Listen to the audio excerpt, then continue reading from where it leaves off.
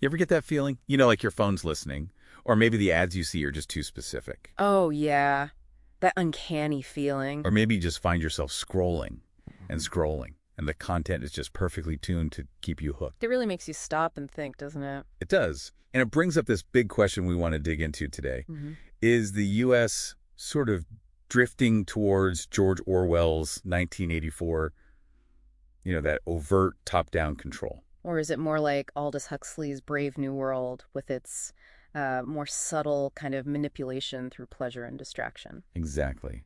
And that's our deep dive for today. We've got this really fascinating analysis document we're working from. Right. And it suggests it's not really an either thing. No, it seems much more complex. Like maybe these two visions are actually, I don't know, blending together here in the U.S. That's the core idea we want to unpack. We're looking at how these classic dystopian fears might be merging into something. Well, something new. So using this analysis, we're going to look at the key trends: surveillance, information, technology, freedom, all that stuff. Yeah, the mission here is to really understand where things seem to be heading in the U.S. right now, using these novels as a kind of lens. Okay, let's start with Orwell then. That really stark image of Big Brother, the telescreens everywhere, even thought crime. How does it compare to today? Well, the first thing the analysis points to is surveillance, obviously, but it's different from Orwell's model. How so? His was very state-controlled, very visible almost. Exactly. Post 9/11, we definitely saw a huge expansion in U.S. governmental surveillance, things like the Patriot Act, FISA Section 702. That's the one for scanning international communications. Right. And Executive Order 123332. The scale is just vast. Sources in the analysis mention things like scanning pretty much all U.S. emails for keywords, massive collection of phone metadata. That part definitely feels Orwellian. The government watching. It does have that echo, but the analysis stresses that it's not just the government anymore. There's this whole other layer: corporate surveillance. Surveillance capitalism. That term comes up a lot. Precisely. Think about Google, Meta, companies like that. They're constantly gathering data: what we search, where we go, who we talk to, what we like. And it's not just sitting there. They use it. They commodify it. It's used to predict our behavior, to sell ads, to create these behavioral futures markets, as Shoshana Zuboff calls it. It's framed as personalization, but it's massive monitoring happening largely outside, democratic oversight. And what about those new DOJ rules for 2025? Right, those rules kicking in around April 2025, they're mainly focused on stopping countries like China or Russia from getting bulk sensitive personal data on Americans. It shows the government is worried about data security. But mainly from outsiders. Exactly. It doesn't really change the fundamental reality of domestic corporate data collection. And then you throw AI into the mix. Artificial intelligence must just pour fuel on this fire, right? Facial recognition, social media scanning. Oh, absolutely. AI is a massive amplifier. It can sift through these unbelievable amounts of data in ways that were impossible before. So government agencies using it, corporations using it. Yes. We see reports like DHS potentially using AI to scan social media, and the intelligence community and things like the 2025 threat assessment constantly warns about foreign powers using AI for spying. It's like an invisible, tireless observer boosting both state and corporate surveillance power. Okay, so knowing all this, knowing we might be watched, even if we aren't sure by who or when, what does that do to us psychologically? Well, the analysis suggests it has a real impact. Increased stress, anxiety, maybe even a bit of paranoia. It erodes trust in institutions, maybe even in each other. And it makes you think twice about what you say online. Definitely. That's the chilling effect. People might self-censor, avoid certain topics, hold back dissenting views because they worry, consciously or unconsciously, about who might see it and what the consequences could be. And this probably hits some groups harder than others. For sure. Marginalized communities, who often face more scrutiny anyway, tend to feel this disproportionately. So it's left like one big brother watching everyone through a screen. Yeah, it's more like a diffuse surveillance network, as the analysis puts it. Yeah. Lots of different entities watching: government, corporate. And sometimes we're even kind of participating through our phones, our apps. That's the consensual or participatory surveillance angle. We often trade data for convenience or connection. It's not direct coercion like in 1984, but the psychological result, feeling watched, maybe censoring yourself, can be surprisingly similar. Okay, let's switch gears to Orwell's Ministry of Truth. This central body rewriting history, controlling language with newspeak. How does that map onto our modern world? Well, the obvious difference is there isn't one central ministry, right? Instead, we're drowning in information. And a lot of it is questionable. Exactly. We have this huge problem with misinformation that's false stuff spread accidentally, and disinformation, which is deliberately deceptive. And social media platforms are just incredibly efficient ways to spread both. And research shows people share false stuff, often just because they aren't paying attention. Yeah, one study mentioned in the analysis put it at over 50%. Simple inattention. It's kind of startling. Plus, local news sources are disappearing in many places. Right, these news deserts. So people rely more and more on social media feeds. And there, it's the algorithms deciding what you see. The algorithmic gatekeepers. Yeah. And these algorithms, they're mostly designed to keep you engaged, right? So they often show you stuff that confirms what you already think. Leading to echo chambers, filter bubbles. Precisely. So it's not one ministry dictating the truth, but this decentralized system can still end up giving you a really skewed or incomplete picture of reality. It subtly shapes what you see. And then there's the whole fight over content moderation. Mm-hmm. Who decides what gets taken down? It's a huge dilemma. Platforms are under pressure from governments worried about lawful but awful content, from users worried about bias or censorship. Section 230 protects them to some extent in the U.S., but globally the pressure is immense. And using automated systems to moderate. They can't be perfect. No, it's prone to errors. There's a real risk of over-censorship, or platforms becoming overly cautious and people censoring themselves just in case. It's a really tricky balancing act. The analysis also mentions modern echoes of newspeak that controlled language. Yeah, it looks at how language is used strategically today. Think about political rhetoric, how organizations frame issues. Like using terms like deep state, or the different ways people talk about equity versus equality. Exactly, or how issues like immigration or tax cuts are framed. It's about using language to shape perception, to control the narrative, to influence how people think about things by controlling the terms of the debate itself. So instead of one ministry of truth, it's scattered. Across social media, partisan news, politicians, even us. It's much more dispersed. Which makes it incredibly hard sometimes to figure out what's actually objective truth. You're sorting through all this noise, all these competing narratives. Which, as you said, also has a bit of a Huxleyan vibe, being overwhelmed by information rather than starved of it. Exactly. The sheer volume and the deliberate manipulation make finding common ground, a shared reality, really challenging. It pulls from both Orwell and Huxley in that sense. What about thought control itself? Orwell had the thought police, Room 101. Really brutal stuff. Are there modern anxieties that echo that fear of thought crime? Well, we don't have literal thought police, obviously, but the analysis points to things like cancel culture as a modern parallel, in a way. How so? The idea that expressing certain opinions, views deemed unacceptable or offensive by particular groups can lead to serious social or professional consequences. Like the examples mentioned Liz Cheney, Dorian Abbott, facing backlash for their views. Right. People being ostracized, losing jobs or platforms. Whether you agree with the reasons or not, the effect can be a climate where people are afraid to speak their minds on certain topics. That leads to self-censorship, even without any government involvement. And the political polarization we see everywhere, especially online, probably adds to that pressure. Hugely. Social media often reinforces groupthink within ideological bubbles. If you step outside the accepted line within your group, the social penalties can be pretty severe. There's immense pressure to conform. So all this adds up, the surveillance, the information chaos, the social pressures. What's the cumulative psychological toll? The analysis suggests it contributes to anxiety, maybe a sense of paranoia, feeling powerless against these big forces. There's also just the cognitive load. Trying to navigate this complex, often misleading information environment is exhausting. Information fatigue is real. So no thought police kicking down doors, but a social and political climate that can create similar psychological pressures. Fear of saying the wrong thing, pressure to conform, limiting open discussion even though we have legal free speech. It's a different mechanism, but the chilling effect on open discourse can feel somewhat similar. Okay, let's shift over to Huxley's Brave New World. His vision was all about engineered happiness, right? Controlling people through pleasure. Exactly. A society built on consumerism, ending is better than mending. Casual sex, immersive entertainment like the feelies, and of course, soma, the drug to just numb any negative feelings. Individuality, depth, those were suppressed. How does that compare to, say, U.S. consumer culture today? Well, there are some pretty strong resonances, aren't there? We live in a very powerful consumer culture. Huge value is placed on material things, on novelty.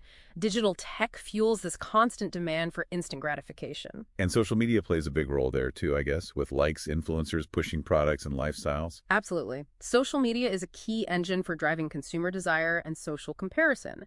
But it's also the broader entertainment industry streaming everything on demand, immersive online gaming. Even things like buy now, pay later services make instant consumption easier. The analysis mentions consumer trends for 2025. Yeah, things like continued high engagement, but also more price sensitivity, demand for personalization, hybrid online-offline shopping. Interestingly, it also notes Gen Z might be starting to shift towards slightly more mindful consumption, which is something to watch. But the overall picture is still pretty consumer-driven, and the analysis brings up this concept of digital soma. What's that about? It's the idea that our technology itself, smartphones, social media, streaming, can act like Huxley's soma. A way to pacify us, distract us. Like Neil Postman warned about in Amusing Ourselves to Death, control through entertainment. Exactly that. The constant stream of easily accessible entertainment can potentially dull critical thinking, reduce civic engagement. We're kept busy, amused, maybe less likely to question things. And things like FOMO, fear of missing out, or constantly comparing ourselves to others online, that feeds into it. Definitely. It keeps us hooked into these platforms, chasing the next hit of validation or distraction. It's a powerful mechanism for social pacification, channeling our energy towards consumption and fairly superficial engagement. Huxley's world also involved direct biological control, the decanting, the conditioning. How does that relate to the U.S. now? Obviously, we don't have the Bokanovsky process or sleep teaching in the same way, but the analysis points to rapid advances in biotechnology as having some uncomfortable echoes. You mean things like genetic engineering, CRISPR? Yeah, gene therapy, advanced reproductive tech, like polygenic embryo screening. These fields are moving incredibly fast. The government is even prioritizing it. Look at the National Biotechnology Initiative Act of 2025 mentioned in the sources. But that raises huge ethical questions, doesn't it? Designer babies, genetic ownership. Massive questions. There are real concerns about a potential return to eugenics, maybe not state mandated, but driven by consumer choice, a kind of soft eugenics. Sure. Who owns our genetic code? Should life itself be commodified?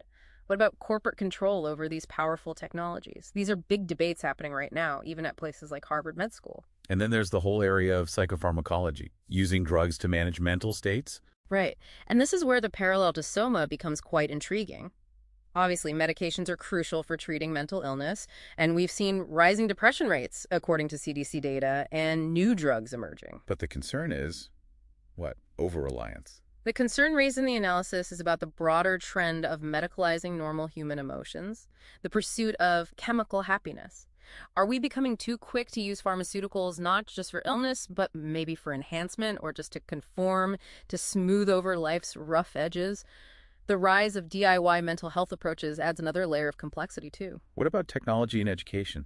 EdTech, AI tutors, virtual reality. Is that a form of conditioning? That's another area the analysis explores. EdTech promises personalized learning, immersive experiences through XR, gamification, lots of potential benefits. But the downside? The debate is whether these tools genuinely foster deep critical thinking, or if they might inadvertently condition students, maybe even letting AI bypass the hard work of real thinking. Plus, there are major concerns about student data privacy and whether EdTech could worsen existing inequalities. Using AI thoughtfully in schools is going to be crucial.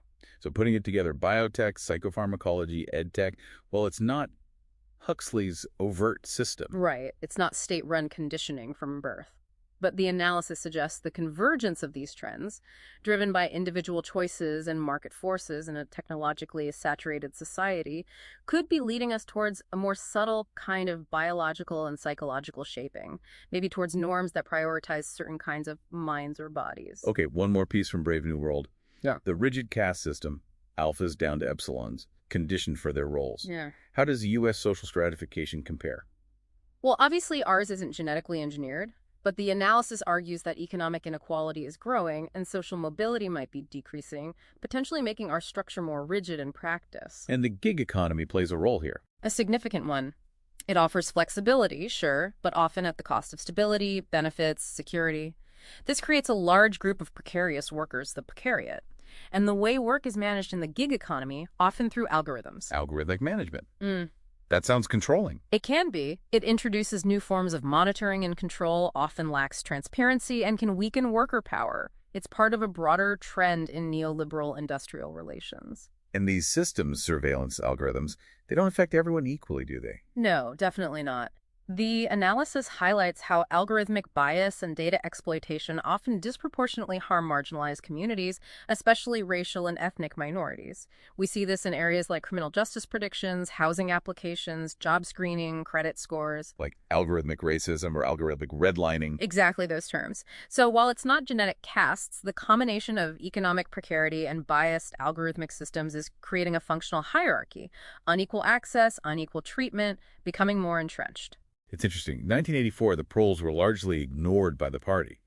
But here, the lower rungs of the economy, like in the gig economy, seem intensely surveilled and managed by tech. That's a key difference highlighted. It's a technologically mediated stratification, perhaps closer in function to Huxley's model, even though the mechanism is economic and algorithmic, not biological. Wow.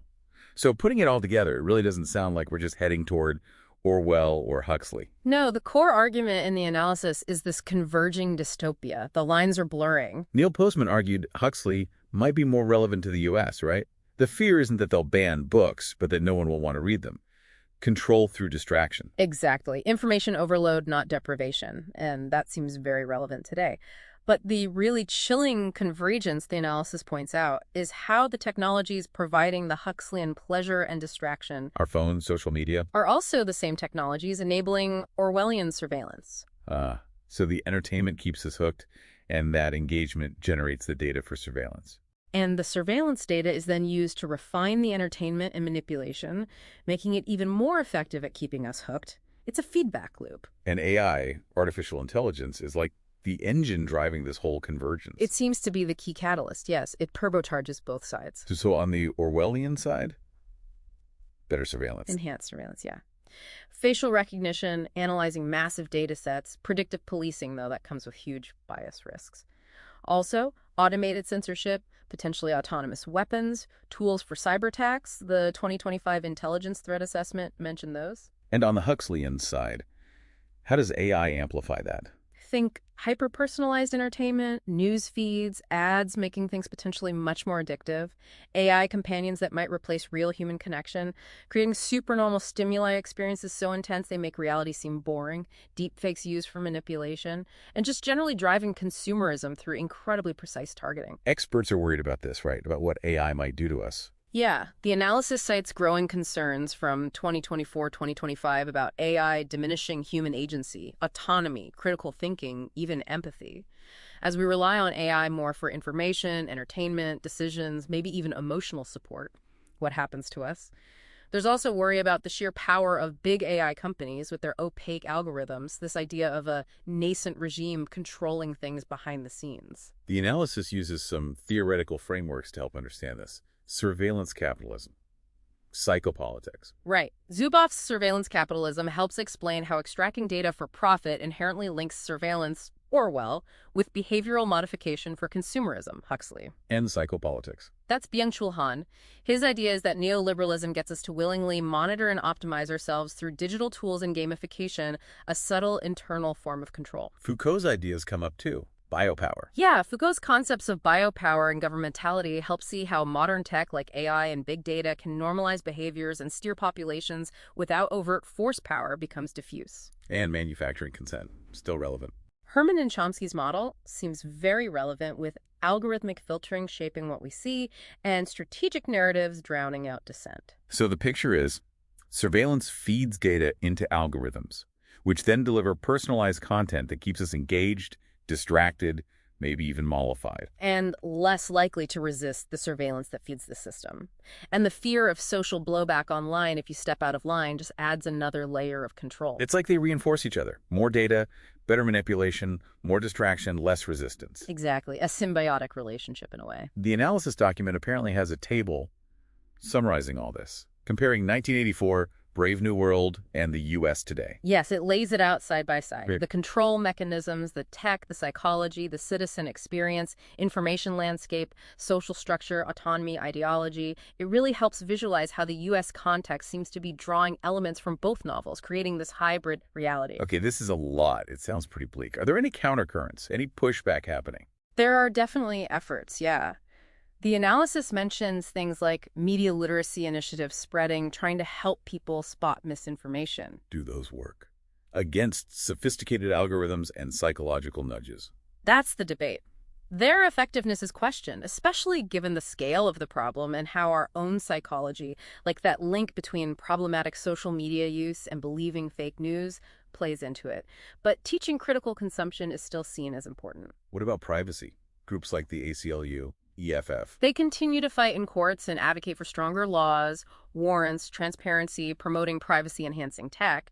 We also see companies like Google trying things like their privacy sandbox, aiming for more user control, though debates continue about how effective these corporate initiatives really are. But can individual actions really counter these huge systemic forces? That's a key point the analysis makes. Individual solutions opting out here, using a VPN there, probably aren't enough against systems designed for data extraction, driven by powerful economic incentives. What about regulating AI itself? Ethical guidelines? There's a lot of activity there. Frameworks like the NIST Risk Management Framework, the White House Blueprint for an AI Bill of Rights. We're expecting more mandates around transparency, bias, privacy, explainability in 2025. And the EU has its AI Act. Yes, finalized in 2024, taking a risk-based approach. It's a major international effort. But the U.S. situation seems complicated, especially with that new executive order. Very. That early 2025 order seems to pivot away from some prior governance efforts, emphasizing deregulation to boost U.S. leadership and innovation,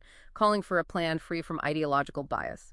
It creates a lot of uncertainty and potential conflict with global efforts, possibly prioritizing economic and security goals over individual rights. So the legal and policy front in the U.S. is really churning right now. Absolutely. State-level AI bills are popping up.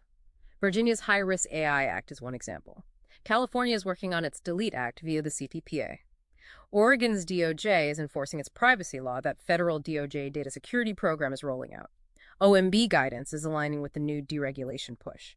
Plus, ongoing debates on deepfakes, AI's impact on kids like Coquipa 2.0 talks data broker regulation.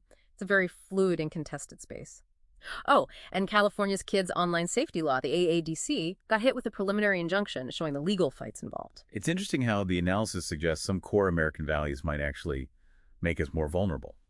Individualism, capitalism. And that's a really provocative point it raises, like how our focus on individual freedom might sometimes make it harder to organize collectively against systemic issues like mass data collection. And that same idea of freedom can be co-opted, the freedom to consume, the freedom to share data. And capitalism. While it drives innovation, the analysis argues it's also fueled the inequality, the precarity of the gig economy, and the rise of surveillance capitalism itself, where profit motives can overshadow privacy or well-being concerns. It creates conditions ripe for both Orwellian and Huxleyan dynamics. And our love of technology. Believing it can solve everything. Technological solutionism, yeah. It can lead us to adopt tech uncritically, overlooking the potential downsides, the surveillance, the manipulation, because we're focused on the benefits or the novelty. We might not see the dystopian potential until it's deeply embedded. Yeah, people are pushing back in other ways too, right? Not just laws and advocacy. Yes, definitely. The analysis mentions emerging forms of resistance, things like anti-consumerism movements, mindful consumption trends like No Buy 2025, people consciously rejecting hyper-consumerism for financial or environmental reasons, often using social media itself to spread the message. And fighting for control over our data. Exactly. Growing advocacy for data sovereignty, the idea that individuals should own and control their personal data, and demands for algorithmic transparency, making AI systems understandable, auditable. What about just community, thinking critically together? That's highlighted as crucial, strengthening community bonds, fostering environments for real critical thought. These act as buffers against manipulation, isolation, and misinformation. Initiatives promoting genuine human connection, finding flow states away from constant digital noise, are part of this. And using tech against itself. like surveillance. Yeah, that's the idea of people on the ground workers, citizens collecting data about the powerful platforms and institutions that monitor them, flipping the script to expose information imbalances and enable collective action. So real resistance needs more than just individual tweaks. It needs bigger changes. That seems to be the conclusion. It requires a multi-layered approach. Collective action, pushing for structural changes in how tech and the economy are governed, and also a cultural shift towards more conscious consumption, deeper engagement with the world, and valuing authentic human connection over constant digital stimulation. Okay, so wrapping this up, the main takeaway seems to be that the U.S. isn't just heading towards 1984 or Brave New World, but some kind of technologically supercharged hybrid of both. That's the core argument emerging from the analysis, yes. A blend of Orwellian surveillance and Huxleyan manipulation, amplified by technology. And AI is right at the center of this. It could push us deeper into this hybrid dystopia, or potentially be guided towards benefiting humanity. And this 2024-2025 period with the policy shifts, it feels critical. It really does feel like a pivotal moment. The tension between pushing innovation at all costs versus ensuring safeguards and aligning AI with human values is playing out right now. As the Human Development Report put it regarding AI, the future is a matter of choice. Choices we make about technology, about governance, about what we value as a society. Exactly. It comes down to actively working to preserve human agency, autonomy, critical thinking. That means strong ethical frameworks, real democratic oversight, and seriously addressing the inequalities that these systems can worsen. So maybe the final thought for you, the listener, is this. Are we kind of sleepwalking into this future, one where we're constantly watched and endlessly entertained into submission? And if so, what can each of us and all of us together actually do to steer things differently? It really forces you to think about that trade-off between convenience and freedom, doesn't it? And our collective responsibility in shaping where all this technology takes us.